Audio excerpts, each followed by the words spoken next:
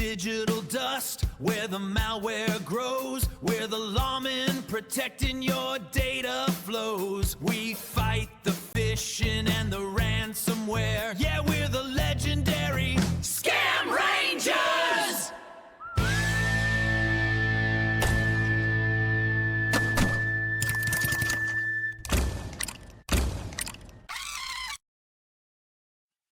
There we go. Welcome back to another episode of Scam Rangers. Yeah, and as ever, my greatest disappointment is I don't get to hear the jingle. Oh, what? Oh, I'll remind me next time before we start, and I'll hook it up so you can. At least you'll be able to boogie with me. Well, I mean, again, it very much clicked into the lawlessness of the internet. So it's between that and Scamarillo, it's phenomenal. In it just. Yeah. Get a load more people to like and subscribe and get on our channels and get on our websites. Well, like, subscribe, view, get safe. Yeah. That's the main one. Definitely. Every person who watches, listens, if they learn one thing, change their behaviour one way, it's phenomenal. Yeah, definitely. We don't even need the feedback for that, do we? You know what I mean? Just the fact that if somebody just helps themselves and this cyber lawless issues that we're going through, it's only going to get worse. Oh, absolutely. Absolutely. I mean, everyone always goes on about the financial loss because that's immeasurable. You can see that. That's nice and easy. You know, but what people don't appreciate as well, and I'm not talking about parents, I'm talking about everyone. Anybody who's suffered any kind of scam, any kind of attack, they're impacted emotionally. Oh, absolutely. I think I've seen stats and something like someone who's suffered identity theft, it takes them 3 years to recover. Now, that's probably the administrative aspect. Yeah, mentally. But emotionally, mentally and emotionally, nine it months. can take, well, forever. I've said before, like my partner's mum, I think she got, I don't even know if she got scammed or anything like that. There was some issue, and she still now, years later, doesn't. Oh, I'm getting an echo feedback. Doesn't. Hold on a minute, something's not right. I can hear feedback. As long as it's positive, it's all good. Yeah, no, I can hear myself coming through somewhere. It's gone now. Yeah, so she still doesn't use Amazon herself. She'll look on it, she'll browse on it, and then she'll message my other half and say, "Can you order me this?" And in all honesty, that's not a bad thing either. Yeah, it's a bit annoying though. we got all of her parcels coming here. Yeah. What chose the address? Add her address. Yeah. And we talk about emotional impact. I tell you what, I bet parents are looking forward to the next couple of weeks. Kids start going back to school. Well, that's it. That brings us to the episode title, Back to School, Back Online. You know, most of ours are grown up, but we've got 2 heading back in a couple of weeks. Different digitally. Yeah, I mean, the massive challenge is, of course, schools have adopted this digital lifestyle as well. So, I mean, my grandson he has an iPad to take into school. Yep. And a lot of their lessons are done on the iPad. Now, don't get me wrong. When he got the iPad, it's managed through an application, configured with the school, locks it down massively. Yeah, exactly the same with my daughter. All the kids have been issued the specific iPad with the restrictions already set. So they can't access it after certain times. They can't use it for general web browsing, but they can do their in-school work. and homework and all that sort of stuff on there. Yeah, I mean, you might. Well, obviously, the kids would feel that's very restrictive because they hear about social media. They want to be engaged with social media. You know, all their friends are talking about it and so forth. But there is a happy medium that could be achieved, I'm sure. And I mean, I know parents are under the whip. I fully appreciate that. There's so much going on in the world. It's not an easy time to be learning a new skill, and that's what parenting is. Yeah, absolutely. So, where do we even start? Well, new term, new routines. Where do you start? It's like that. The ideal would be maybe not. It is to manage those devices and personal electronic devices, or laptops, or whatever the kids are going to have unlimited access to as a device. The ideal is to maybe put some kind of administrative controls on there. And actually, it doesn't even need to be on the device. You know, I mean, over in Ireland, they're talking about shifting to the Finnish way of schooling. So you start early in the morning, pretty much like the French. You finish earlier in the day, gives you more hours of daylight. But if kids are starting earlier in the morning, they need to be getting to bed earlier. Yeah. So the ideal from that perspective is maybe lock down your network, go onto your home router and prevent your children's devices from accessing the home router after certain hours. I think we'd be scuppered down here in Cornwall. Like, transport doesn't work properly. Like, you know, the public transport. The amount Yeah. of times the buses don't turn up, or, you know, they won't let them on because they're full or whatever. My daughter, when she's here, it's half an hour drive to her school. Yeah. So I'd have to get up earlier. Don't like that idea. Yeah, but I mean, what the time whole do they thing about start? it is, well, in France, I think they start at 7:30.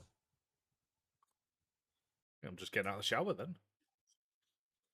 Yeah, but yeah, you can do things like that. You can lock down the router, prevent access after certain hours. I mean, you can lock down the router as well and do things like preventing certain types of content. Yeah, we've got that on ours.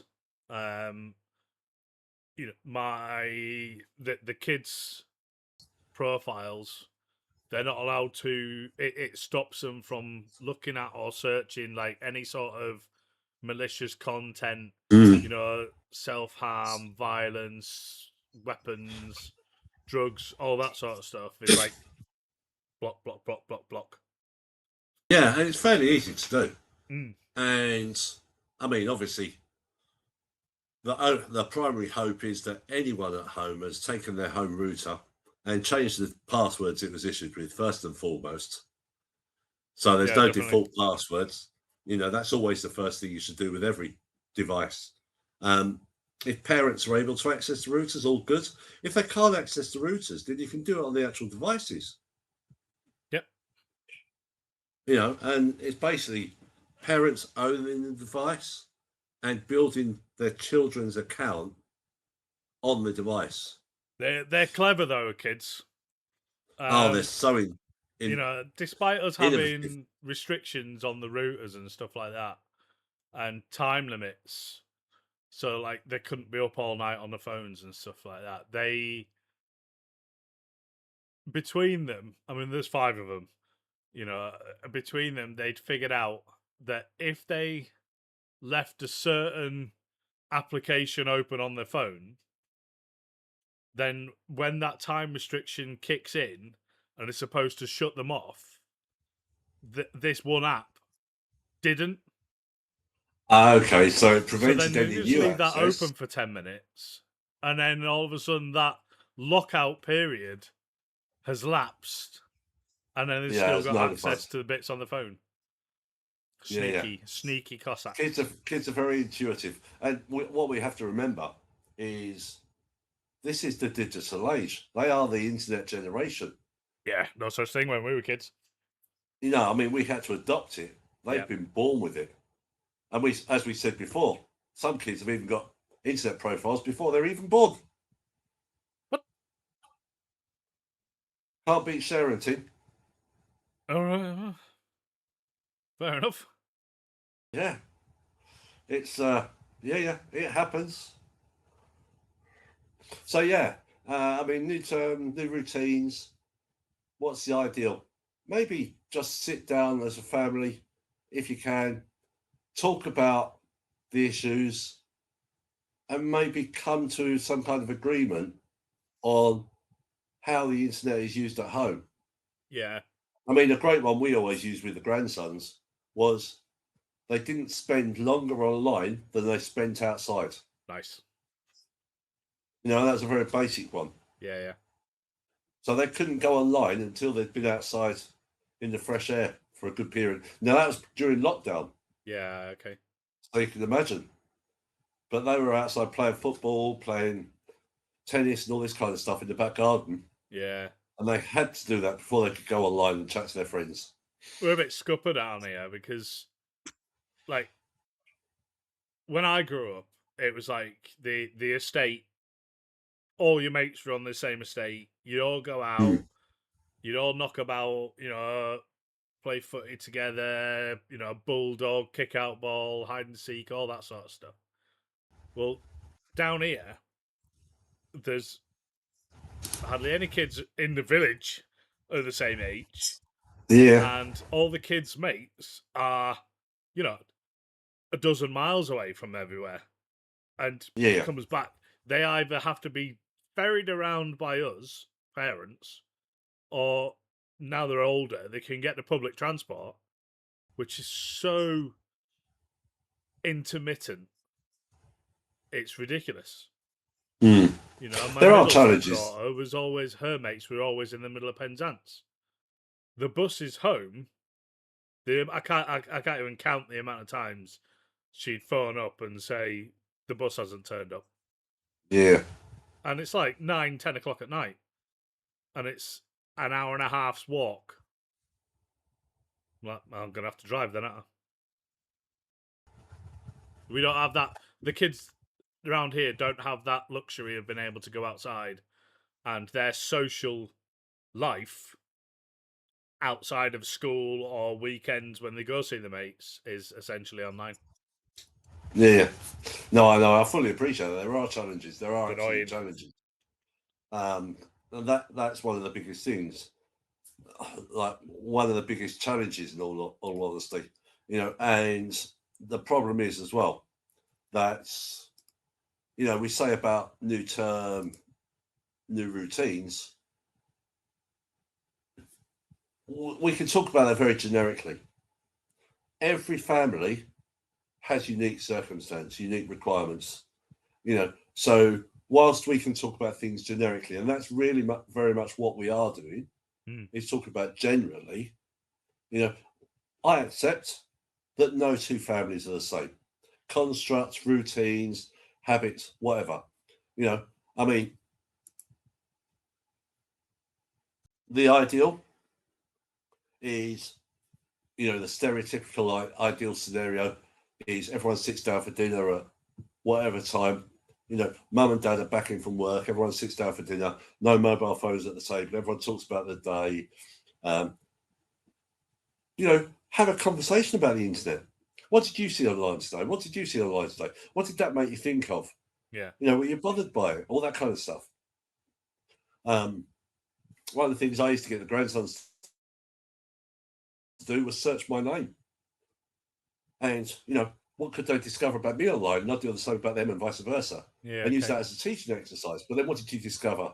And just have a conversation about the internet. The internet's part of our life. Yeah, definitely. So, yeah, that's the ideal. And as I said, we absolutely appreciate that. That's almost a fantasy for a lot of families. Yeah. There's so many challenges. A lot of companies now, they had the remote working. So many more are pushing people back into the office. So never mind the working day, you've now got the commute time. So the days are getting longer for parents. They're getting less time. Yeah, absolutely. You know, there's all these challenges. And I mean, we talk about that. That's the next question. Evenings are drawing in. You know, screens fill the gap. Now what?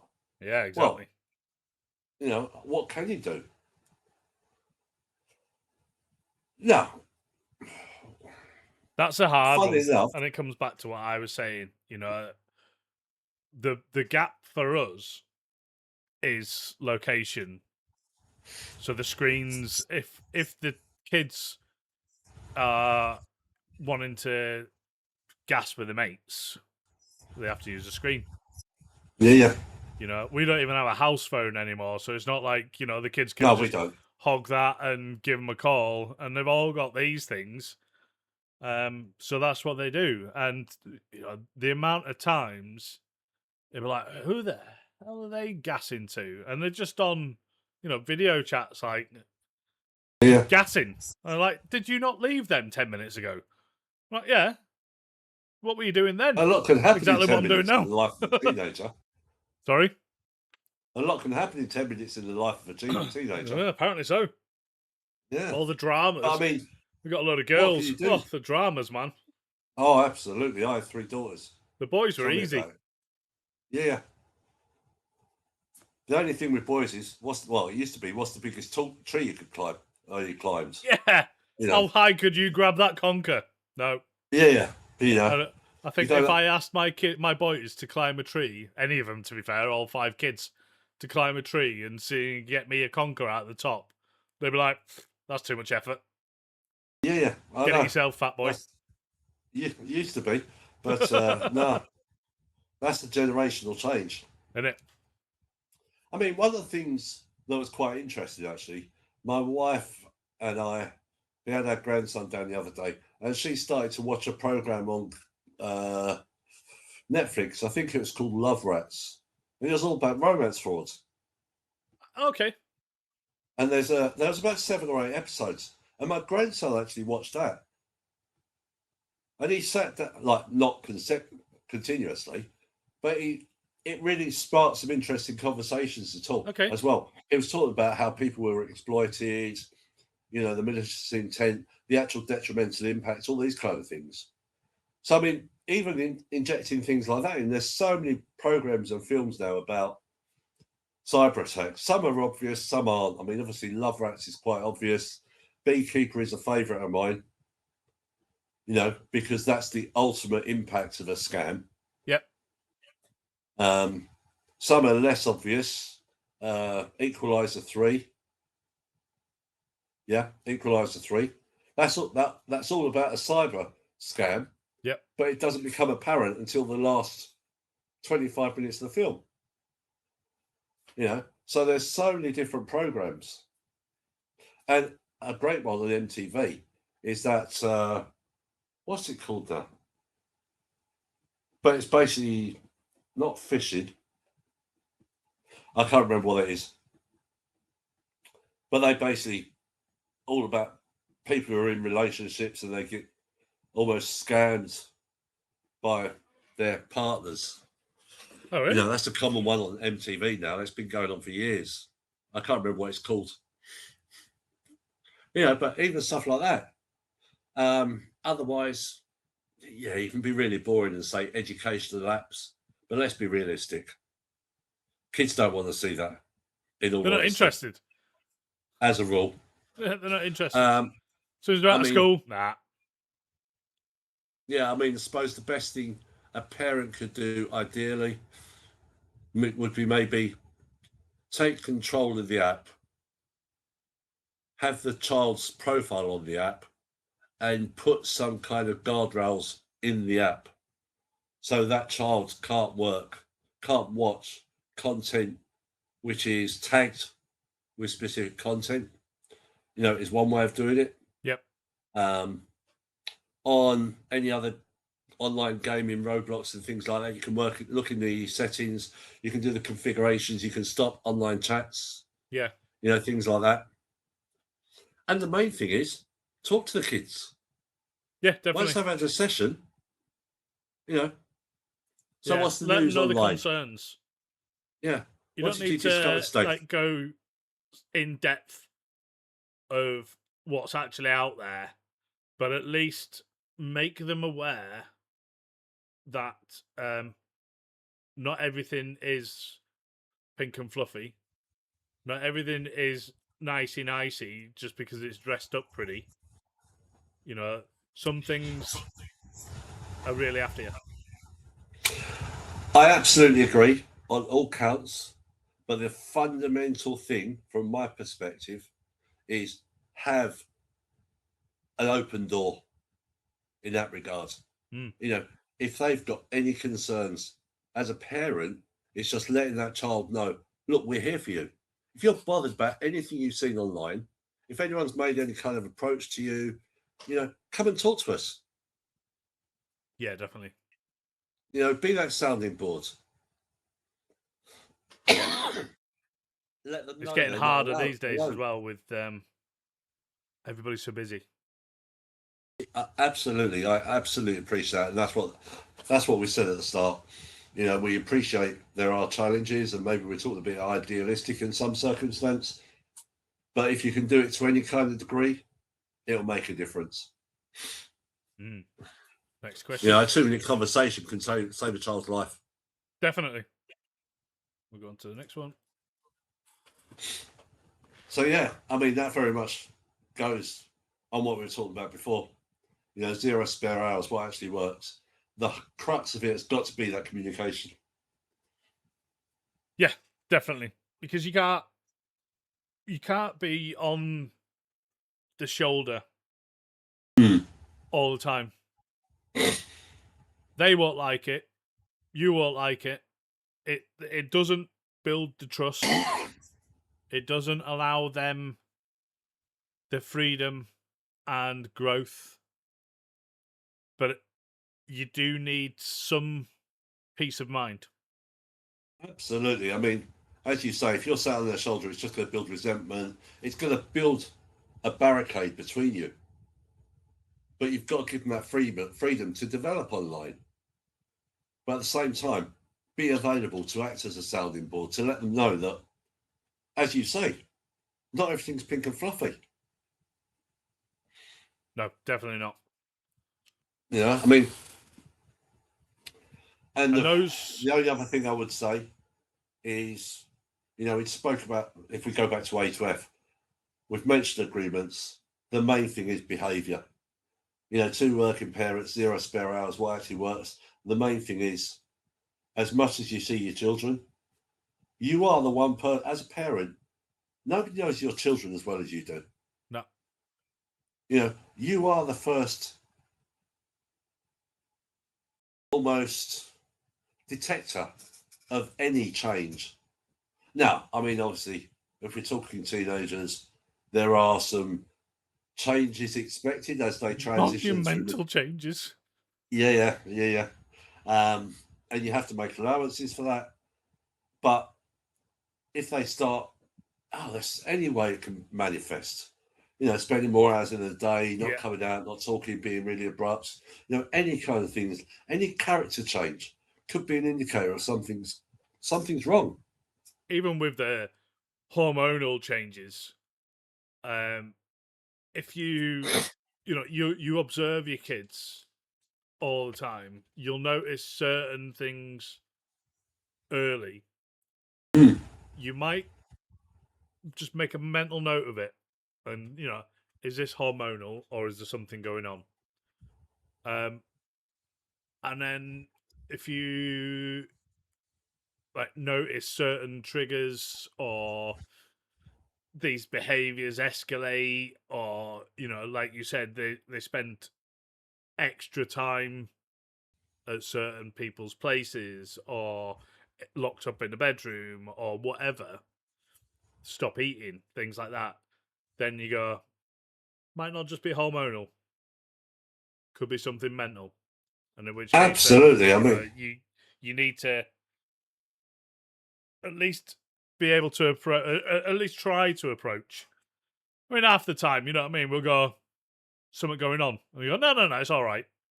And then a few weeks later, it'll actually come out, And we're just like, if you'd have told us when we asked you, we could have done something about it.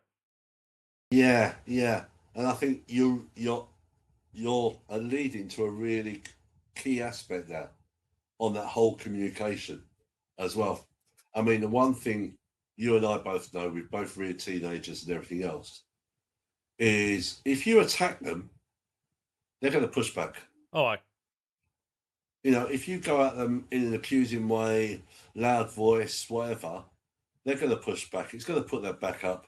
You know, they're teenagers, they know everything.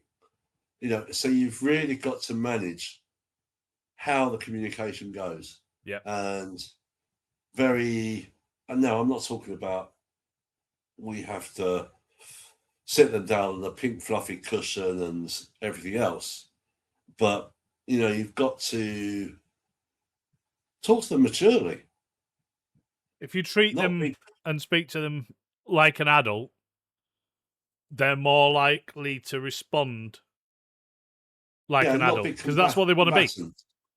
Yeah. Yeah, if you go at them, challenge them, almost in a combatant tone, it's going to push them back. It's going to cause you that resentment from the outset. You know, and that. So yeah, I think that is the. Yeah, I mean, we look at the next question. No room to watch homework happen. What still works? Well, again, it's that whole thing of communication. Now, I mean, what's the ideal?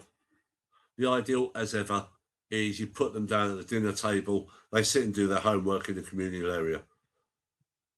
That's a pipe dream for some, it really is. Yep. And we appreciate that, you know. I mean, you have to allow a degree of trust for them to do their homework. But what happens? Okay, maybe you have a look at their homework once they're finished. Talk to them about their homework. Yeah. You know, talk to them about work. But the whole thing is, it's that communication again. You know, I was always loath for my grandsons to go in their bedroom and do their homework. They always sat at the dining room table and did it with us. I mean, we'd often sit there with them and be available to them just to discuss it if there was an aspect. But again, that's quite idyllic. You know, there was actually 3 adults in the house at that time. So the kids had the luxury of having someone available to sit down with them at any time. You know, and that is absolutely a luxury. But I think lockdown ruined that for us. Well, no, that lockdown developed that for us. Oh, it was frustrating as hell because, like, the schools were setting the classes online, which you know, we had to set up. We had a spare laptop, we had a tablet and things like that, which was so when we had just the 2 of the kids here, because the kids were allowed to transit between parental homes during lockdown. Yeah. So when we had the 2 kids here, it was all right. But the frustrating thing was the teachers, whilst they were setting the school work, it was because it's all digital. The kids would finish within 45 minutes. Yeah. And they would be sat at the same table as me. So I'd be sat at the kitchen table, one end, with my laptop. So it was pre all this PC, because I was still in the Navy at the time. You know, so I had my Navy laptop, and I'm working away, and I know I've got a full day's graft. You know, regardless, and I've got meetings here and all sorts of this.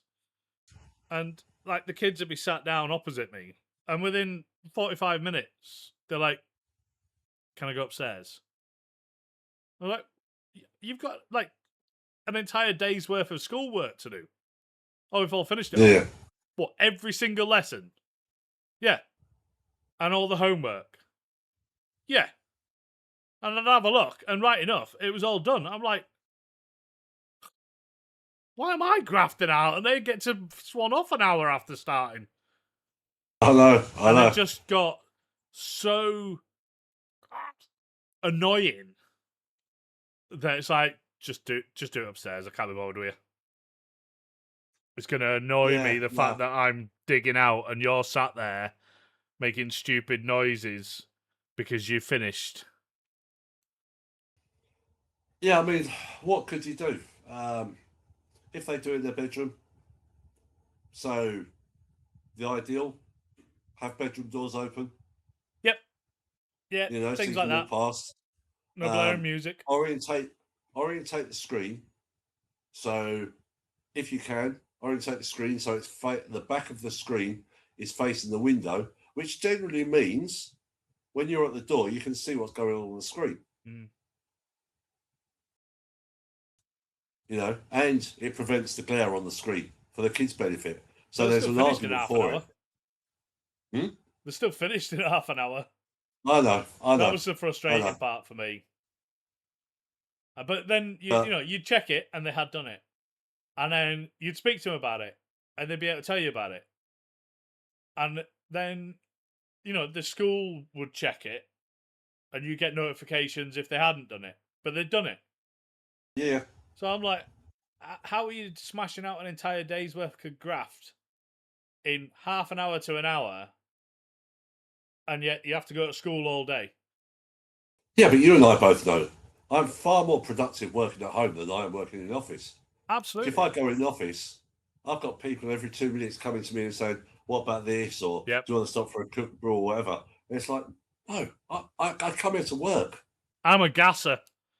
I am a gasser. Like, if I see somebody I haven't seen in a couple of weeks, I rabbit. No, I don't. So that off-putting person is me. Yeah, but you can understand how kids can achieve the work. Yeah, I can come home and smash out, a week's worth of work. A week's worth of, like, when I was in the Navy, a week's worth of work in an afternoon. Easy. Yeah. Absolutely. If I had AI back then, I'd be smashing it.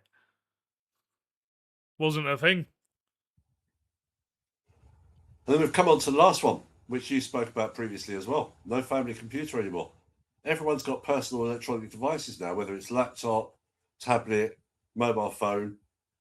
They're all computers. Once upon a time, and I remember it, we had one family computer and we each had an account on it. Yeah, okay. Yeah, okay, that's 30 years ago. But now everyone's got their own device. What can parents do? Well, it goes back to the very start. Maybe the ideal, parents own the device and then they build the children's account on there. Yeah. Yeah, definitely. Fundamentally, the only way it can work. Yeah. It's challenging. It's so challenging. And the other one is... trust my kids on my PC. Yeah. Hell no. But no, the other one is, you've got all this stuff about social media bans. And you've got all arguments, children shouldn't have mobile phones before they're 16. As you said, you live in the middle of nowhere. Yeah. You probably give your kids a phone as soon as they're able, because if they need help, they can reach out to you. Yeah, definitely. But we don't have to buy them phones with bells and whistles. No. There are still some phones which are phones. Yeah, old school. I mean, we tried with my lad. I think he was like 9 at the time. He's like 18 now, nearly 19. And I bought him. It was like an iPod, but it was one of them that you could message. Okay. Your iPhone Messenger. Yeah. It had that on it, so it's still like you play your music, you play videos, and things like that, but you can still iMessage. Yeah. And we bought him that because obviously my kids, well, in fact, all of them now are split homes, and I wanted a way of communicating with my kids that wasn't through their mum. Yeah. Because she would monitor every word that's been said, and there's basically no communication direct with me and my son at the time. My daughter was far too young. Everything was via proxy. So I bought him this iPod, and we set it up so that he couldn't make calls, he couldn't connect to the internet, he couldn't do all this sort of stuff. It was purely a way of speaking to me. And it was locked down to that point. But she took it off of him and wouldn't let him use it because she couldn't control it. Because it was all under me. Yeah. So whilst we got the need to monitor and manage these devices, the cross connection of communication was very different. Bit different now, because all of them have got phones. Yeah, absolutely. And I think my daughter's phone, her mother's got an app on it, which means she can't do hardly anything, which is fine to a point. But she is quite restrictive on silly little things. She won't let her have shopping apps. Don't know why. Oh, okay. She's 14. You know, all she lives for is shopping. Well, it depends on whether it's got your credit card linked to the app. I don't even think it was that. I don't know quite what it was, but she completely banned her from using them, and she even called us or messaged us and said, "I don't want her on these. Don't let her have any accounts. If she wants to buy something, she needs to use an adult's account." Yeah. So it's like, whatever. So now, Yeah, but I mean, if she wants to go shopping, time, I just literally chuck my phone at her, and she does the shopping on my phone. Yeah. No, there are challenges, and there are different approaches. There's no right or wrong approach. Each to their own, isn't it? Different. Yeah. Every child is different. Every adult is different. Their experience is different. Yeah. How they engage with it is different. Their own views. There is no beliefs. right or wrong answer. No. At the end of the day, no one can tell you how to parent your child. Nope. No, definitely not. It's just you're never going to get it right, and it's a learning curve. No. As long as you have that awareness to be able to engage when something isn't right. And then there's the systems in the background to highlight. That's the one I was going to say. Something's really bad. That's the one I was going to say. You're absolutely right, having that awareness and sitting down and having that conversation. But at the same time, be aware, you're not alone. As a parent, you're not alone. No. There are support aspects out there as well. Loads of them. I mean, there are so many support aspects. Childline, they're for children, but there's support for you as well. Yeah, there's so many different aspects. I mean, we've got our own informational ways of supporting people, through the websites, through POSSE. You've got your A to Z. Yeah. Transition to that one. You got your A to Z on. Is that on YouTube? It is, isn't it? It is A to F. Yep. A to F. Sorry, yeah. A to F on YouTube. So you can go and have a look. I can build 20 other elements for it, but it won't be as easy to remember. No, exactly. We've got SCAMARILLO. Yeah, loads of information on there. Hey, that's a great talking point, that one. Isn't it just? If you sit down at a dinner table and chat with that, that's great for talking points. Yeah, and you can almost pick a subject. Have a conversation with your kid and say, what have you heard of, or are you aware of things that have happened to people or friends online? And then you can go, right, this is what that problem is. Let's have a look. Yeah. Online harassment, things like that. Let's talk about Meme Madge. Let's talk about what you need to look at. Social harm and abuse. So much of that going on. Oh, absolutely. So many different things there. We've got 4. That's that. You know what I mean? And it covers a lot more than that. But these are good, engaging conversations that you can have with your kid, and obviously because they, they look pretty, it's not a boring jargon that's going to turn your kids away. It's, oh, that looks cool. Well, what's that? And then you click onto it, and then you can see, and if some of it sticks, the what to look out for. If it sticks during that conversation, they'll remember the pretty pictures, and they should remember a couple, at least, of the things to look out for. And actually, that brings me back to something I thought of a while ago in relation to these. Something I need to talk to you about as well. Okay. How we can evolve these. Yeah, man. Because for my part, they're a great top trump set. Oh, yeah, fair one. That's not a bad shout. One side have the picture, the other side, top trumps is all hidden, isn't it, I suppose? Yeah. Have the stats, but your reward threat value, level. Impact, and those kind of things. Even as a family, you can sit down and define some kind of scale of where you see which threat is most significant to you. Yeah. Which threat is most significant to you as a family, and all that kind of stuff. There's so many conversations you can have around these. That's a good chat. I like that idea. And then obviously the more formal element, we've got Cyber Guardian, you've got your POSSE tool, all of that sort of stuff for the adults, not necessarily for the kids to be looking at, but for the adults, you can look at things, you can subscribe to these things, and then you have all that relevant information on hand to know what you're talking about and do something about it. Yeah, and I mean, you brought up a really good question, good aspect then as well. When does a child transition from being a child to an individual online? Yeah, fair one. 15, 16.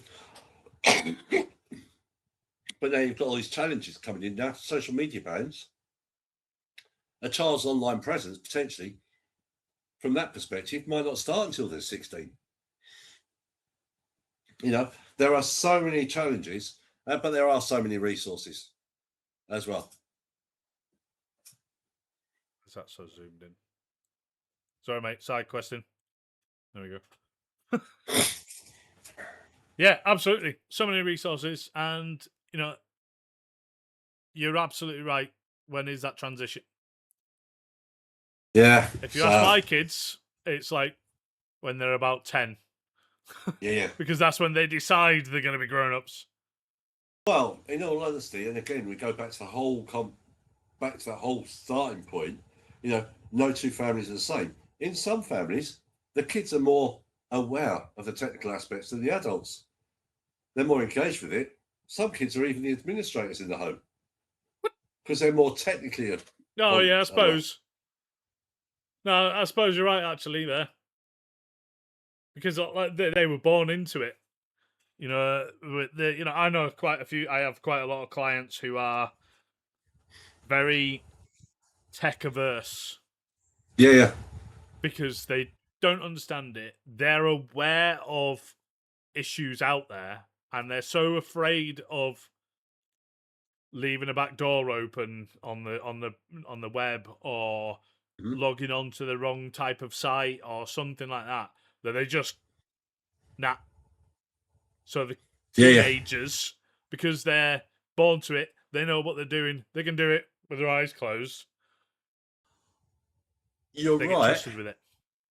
You're right, but at the same time, they don't have that threat awareness, and that's Not the all danger. The time, no. That's the problem. Yeah, they're overconfident with the technology without realizing the potential impact, and that's what comes from life. Yeah, we preach and have done since the kids are born. Like you came back to before, Green Cross Code, stranger danger, all of that sort of stuff. We preach the physicality awareness. Yeah. But the online world is the real world now. It's totally different. And we just don't, either we don't understand it fully, don't know enough to pass that information down, or we're just, it's evolving too quick for people. Between that, or they don't want the responsibility. Well, yeah, there is that. I don't know if that is the best term, because you still want the responsibility of your kids being safe. Yes. But you don't necessarily want the responsibility of learning how in an ever-growing IT world. At the end of the day, we never grew up with technology.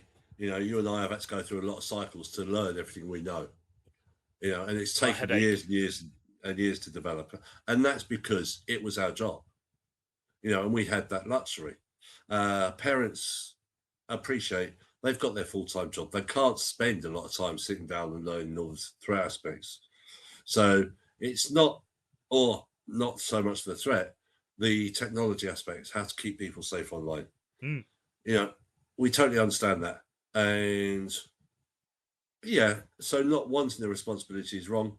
Maybe have an overarching dependency on the technology providers. But the fundamental issue is technology providers are all about profit. Yeah. They'll put profit before people. Definitely. So it's so hard. It's so challenging for parents. And we really have to commiserate in that regard. Yeah. It's like,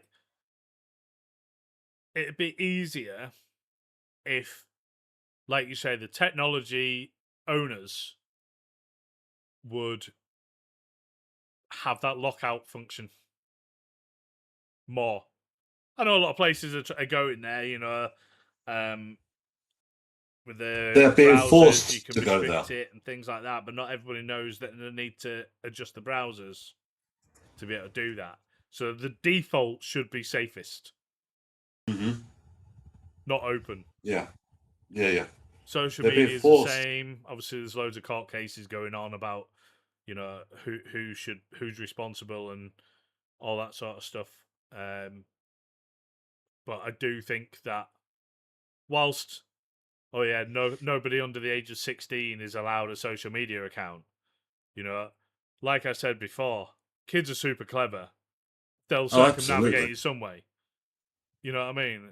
Already, like, speaking to my lot, if there's something that's age restricted, they already know the year that they need to put in to have it unrestricted. Yeah, absolutely. And without under the certain ages, excuse me, you don't have ID cards. We have driver's licenses, we got passports, things like that, and a lot of stuff that requires age consent for an adult, you need to be able to scan those things. But then you start to worry about, is it worth me going through this hassle of scanning my passport and potentially giving somebody my passport information just to look at an adult site? Yeah, there are so many challenges. There are so many challenges. There is no right or wrong answer. That's you the muddle through battle we have to face. Yeah. We've got the luxury of I've got the luxury of not having to worry about it too much now. You've still got teenage kids. Yeah, fortunately they've got their heads screwed on a bit, which is good. It's the adults I'm worried about in the house. Yeah, it's very trying times. It's only going to get worse. With people luck. And look, if you're not sure, ask. Exactly. Come to one of our, obviously the next screen when we close out has got URLs for our websites. Go on, have a look. If you're not sure, reach out. And we don't profess to be the be all and end all. Nope. There are so many references, so many sites out there that provide great guidance some great tips. You know, any one of them could be a talking point. Absolutely. Yeah, another good session, I think. Yep. If you're happy, we'll close out there. I'm all good. Beautiful. Thank you very much, everybody. Hit like, share, subscribe, go onto our socials, connect. Be safe. Most importantly, be safe. Thank you.